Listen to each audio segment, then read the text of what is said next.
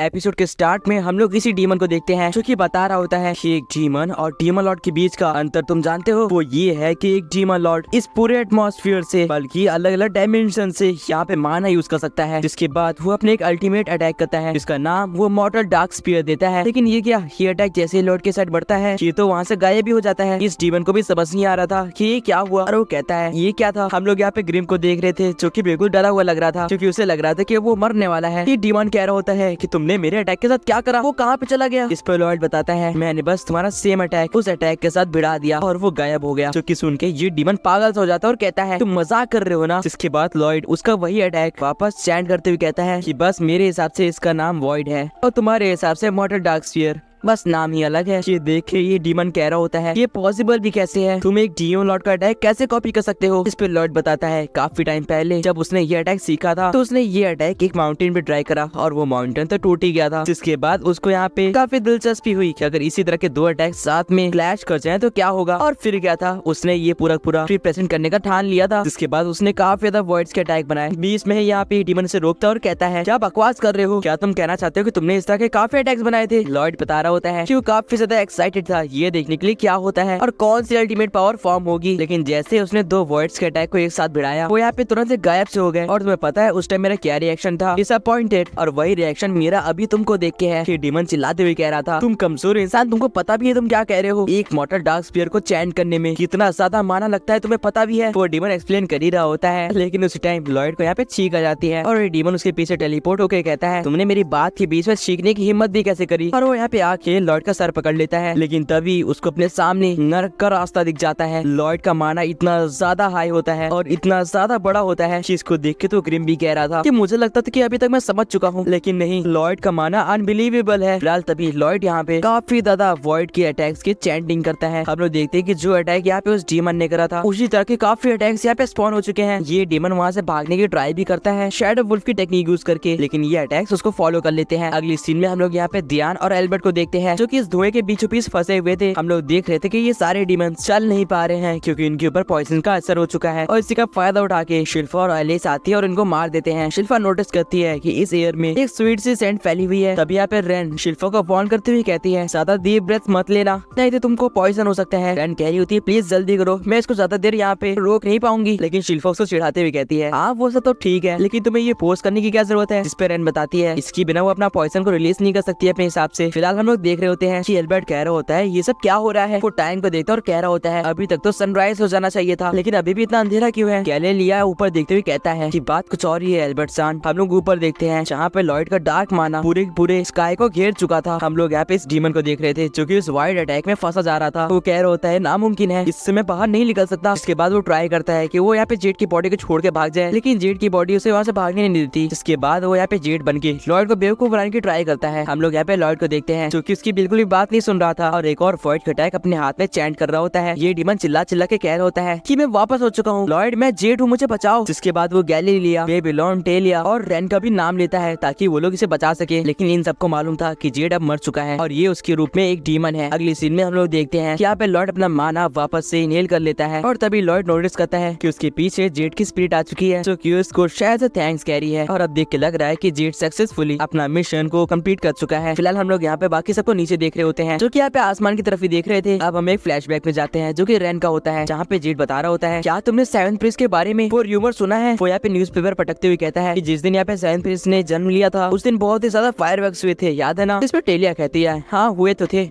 लेकिन तुम बताना क्या चाहते हो। तो जेड कहता है र्यूमर के हिसाब से वो फायरवर्क्स नहीं थे बल्कि सेवन प्रिंस के अटैक थे। जो कि सुन के यहाँ पे गैलीलिया कह रहा होता है क्या बकवास कर रहे हो। जेड कहता है अरे सोचो तो अगर ये सब सच है तो सेवन प्रिंस हमको वापस नॉर्मल कर सकते हैं, कितना अच्छा होगा ना। इस पे गैलीलिया उसको डांटते हुए कहता है हमारे लिए एक अच्छी सी जॉब ढूंढो और ये सब बकवास करना बंद करो। कि ये सब सुन के रेन यहाँ पे काफी हंस रही होती है क्योंकि उसको नहीं लगता था कि सच में ऐसा कुछ भी हो सकता है। फिलहाल वो रियल टाइम में भी हंस रही होती है लेकिन इस टाइम उसको बिलीव हो चुका था कि सच में लॉर्ड एक चमत्कार से कम नहीं है। अगली सीन में हम लोग लॉयड को देखते हैं जो कि यहाँ पे जेड की ग्रेव को लगा रहा होता है। इस ग्रेव को लगाने के बाद ग्रीम यहाँ पे लॉयड से पूछता है कि इसके बाकी मेंबर से काफी दूर नहीं है, जिसपे लॉयड कहता है कि मैंने इसको यहाँ पे इसलिए लगाया है ताकि ये नीचे से अपना पूरा किंगडम देख सके। आखिरकार ये यहाँ का लीडर था। फिलहाल ग्रीम कह रहा होता है कि उसको अभी तक यकीन नहीं हो रहा कि लॉयड एक वॉइड अटैक को चैन कर सकता है। लॉयड एक्सप्लेन करता है कि जब उसने अपने स्वॉर्ड से वो टेलीपोर्टेशन टेक्निक काटी थी तो उसने उसे यहाँ पे वर्ड सा लिया था, जिसके बाद वो डीमन कहीं भी उसको टेलीपोर्ट करने की ट्राई कर रहा था। लॉयड को पहले से ही मालूम पड़ जा रहा था। हालांकि लॉयड के लिए भी वो डीमन काफी ज्यादा पावरफुल था और ये बात लॉयड मानता है। साथ साथ में वो ये भी मानता है कि उसने रिस्क लिया था और कुछ भी गलत होता तो वो मर सकता था, लेकिन जिस टेक्निक को वो बहुत ही पावरफुल और बहुत ही मुश्किल समझ रहा था समझना, तो बहुत ही इजी और बहुत ही ब्यूटीफुल निकली। एक्चुअली में जेड अपनी आखिरी दम तक ट्राई कर रहा था कि वो अपनी टेक्निक को ट्रांसक्रिप्ट कर सके या फिर कहो आसान भाषा में लिख सके ताकि बाकी उसको कॉपी कर सके, इस उम्मीद में कि एक दिन कोई ना कोई तो आएगा जो कि उस डीमन को मारेगा और उसके टीममेट्स को बचाएगा। सच में मैं जीत नहीं पाता अगर जेड ने मेरी मदद ना करी होती तो। बाय द वे ये सारी बातें रेन एक पेड़ के पीछे छुप के सुन रही होती है और वो कह रही होती है कि अब उसने डिसाइड कर लिया है कि वो लॉयड को ये बताएगी कि वो कितना ज्यादा ग्रेटफुल है। फिलहाल वो नोटिस करती है कि जिस टाइम वो लॉयड के पास जाने वाली थी उसी टाइम एल्बर्ट लॉयड के पास जा रहा होता है। जब लॉयड नोटिस करता है कि एल्बर्ट उसके साइड आ रहा है तब तुरंत से वो ग्रीम को छुपने के लिए कहता है। लॉयड कह रहा होता है अरे आप यहाँ पे कैसे? तो इस पे एल्बर्ट पूछ लेता है कि ये ग्रेव किसकी है। इस पे लॉयड शॉक हो जाता है और कुछ भी नहीं बोलता, लेकिन एल्बर्ट ही बताना शुरू कर देता है हाँ मुझे पता है कि ग्रेव यहाँ के लीडर की है जिसका नाम जेड था। मैंने सही कहा ना? और जहाँ तक मेरे को इन्फॉर्मेशन मिली है यहाँ पे जितने भी लोग थे उनके अंदर डीमंस का साया था और इसके मेन लीडर की बॉडी भी एक डीमन ने एक्वायर कर ली थी। ग्रीम सोच रहा होता है कि सारे मेंबर्स ने शायद ये कहानी बनाई होगी एल्बर्ट को फंसाने के लिए। फिलहाल उस टाइम तक यहाँ पे बाकी मेंबर्स भी आ चुके थे ये देखने के लिए इन दोनों के बीच में क्या बातें हो रही हैं। एल्बर्ट कह रहा होता है भले ही तुमने उन सारे ब्लैटेन लोग को बचाया है और तुम्हारे हिसाब से वो निर्दोष है, लेकिन ये याद रखना जरूरी है कि उन लोगों ने पहले लोगों को मारा है ताकि वो लोग जिंदा रह सके और अपने फायदे के लिए काम करा है। साथ ही साथ में एक ख्रीज को किडनैप कर लेना अपने फायदे के लिए ये सीधा सीधा एक क्राइम है और इसीलिए इस टाइम वो लोग पनिशमेंट के हकदार हैं। हालांकि उन लोगों ने यहाँ पे फैसला कर लिया है कि वो लोग तुमको सर्व करने के लिए तैयार है अगर तुम मान जाए तो, और वो भी जिंदगी भर के लिए। एल्बर्ट यहाँ पे लॉयड के गले पे स्वॉर्ड रखते हुए कहता है अब चलो ये तुम्हारा टाइम है डिसाइड करने का, तुम क्या चूज करोगे। हम लोग देख रहे होते हैं कि ये सारी बातें रैन भी पीछे से सुन रही होती है। एल्बर्ट कहता है अगर तुम उनको अपने अंडर लेते हो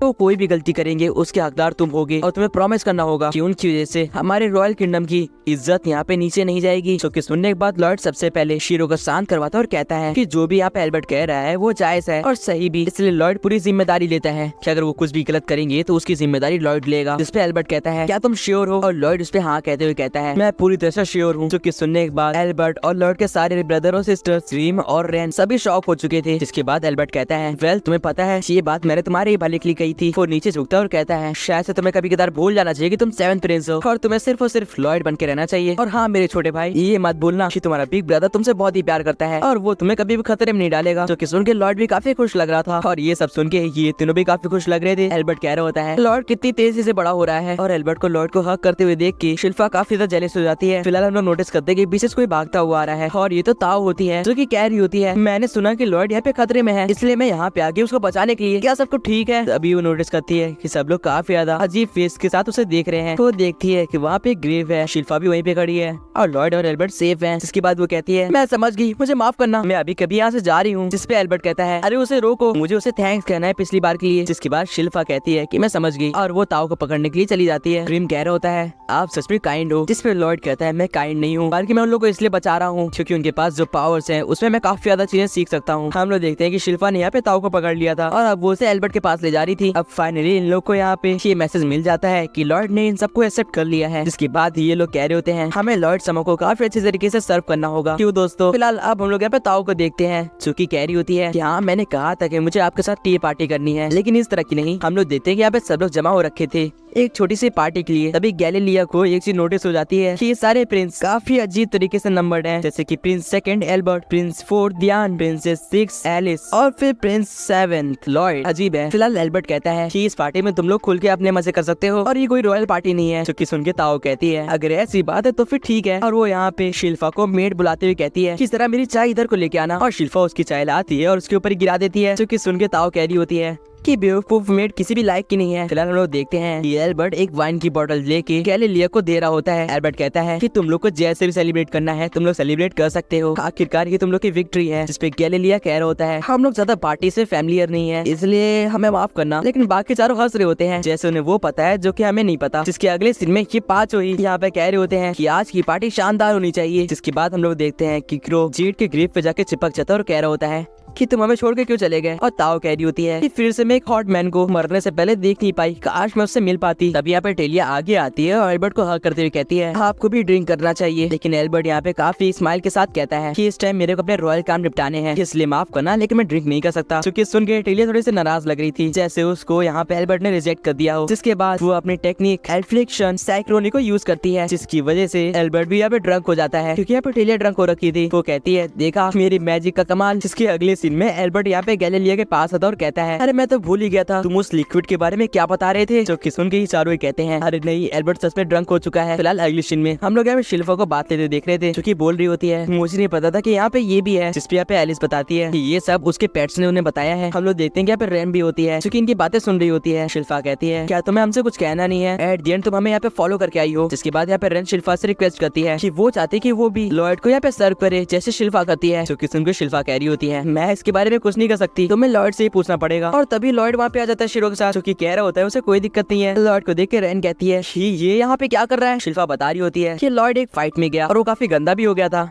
एटमॉस्फेयर के ऊपर कुछ लिक्विड भी गिरे थे, तो ऑफ कोर्स बात है उसे बात लेना था, इसलिए मैंने उसे अपने साथ बुला लिया। जिसके बाद शिल्फा लॉर्ड को नहलाने लग जाती है और रैन कह रही होती है तुम्हें पता है ना कि मैं एक बिलाइटेंट हूँ और मैं लोगों को हार्म कर सकती हूँ। उसके बावजूद लॉर्ड कहता है तुम गलत समझ रही हो, तुम्हारी पावर काफी अमेजिंग है, हालांकि तुमको उसके ऊपर काफी वर्क करने की जरूरत है और उसे काफी ज्यादा इनहेंस करने की जरूरत है। लेकिन जब तुम इससे कर लोगी तो तुम अपनी पावर को अच्छे यूज के लिए यूज कर सकती हो और तुम एक फार्मासिस्ट बन सकती हो। चूंकि सुन के रैन को यहाँ पे एक उम्मीद की किरण दिखती है। लॉर्ड कहता है मोर ऑफ इट, तुम इससे लोगों को बचा भी सकती हो, अब इससे अच्छी बात क्या होगी। और ये सुनते ही रैन यहाँ पे ब्रेक हो जाती है, क्योंकि आज तक उसको सबने यही कहा था कि वो सिर्फ और सिर्फ लोगों को मार सकती है और वो एक कर्ज होल्डर है और ज्यादा कुछ नहीं। लेकिन लॉर्ड वो पहला बंदा है जिसने उसको ऐसा कुछ भी नहीं कहा, बल्कि ये कहा कि वो लोगों को बचा सकती है। लॉर्ड जाता हुआ कहता है लेकिन हाँ इसके लिए तुम्हें काफी मेहनत करनी पड़ेगी, प्रॉमिस करो कि तुम ज्यादा मेहनत करोगी। जिसके बाद लॉर्ड वहाँ से चला जाता है और शिल्फा काफी ज्यादा प्राउड लग रही थी और रैन भी उसका जवाब देते हुए कहती है कि वो पूरा ट्राई करेगी और अपना बेस्ट देगी। और गाइस इसी के साथ ये एनिमे सीरीज यहीं पे एंड हो जाती है। आप लोगों को ये एनिमे कैसी लगी कमेंट में बताना, एंड यार सब्सक्राइब कर दो इसी तरह के एनिमेस का एक्सप्लेनेशन देखने के लिए। बाकी मैं मिलता हूँ किसी और नेक्स्ट वीडियो में, टिल देन गुड बाय।